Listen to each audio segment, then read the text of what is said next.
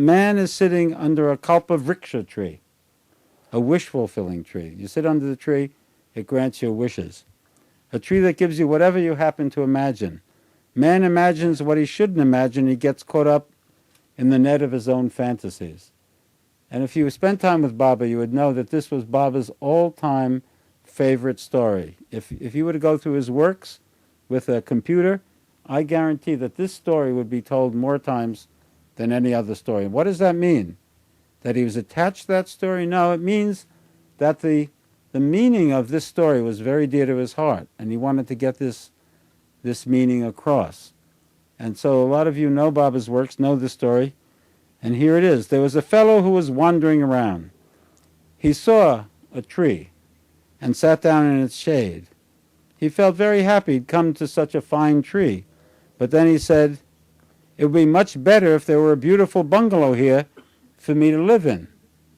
Since the tree that he was sitting under was a wish-fulfilling tree, he didn't know it, but then the moment he uttered that wish, it was fulfilled. Bingo! A beautiful bungalow appeared. The fellow went inside the house and looked around. He was feeling very elated, and he said to himself, how much better it would be if I had delicious food on gold plates. Baba says, there's nothing that's difficult for a wish-fulfilling tree. So that wish was also fulfilled. Bingo! There was food on gold plates. And not one but thousands of different, most delectable dishes appeared. The man was surrounded by them, and he was overwhelmed by their aroma. Did you have that chocolate dessert last night, by the way? If we had this retreat 2 weeks, Jeremy would kill us all. But it would be a good death. All right, so anyway, he was overwhelmed by the aroma. Then he wished for a few servants, and the servants appeared. And he wished that the servants would serve the food to him, and that too happened. So he ate and drank very, very happily.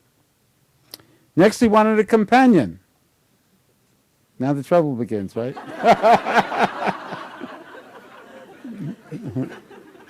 Huh? How could he sleep all alone in such a beautiful house?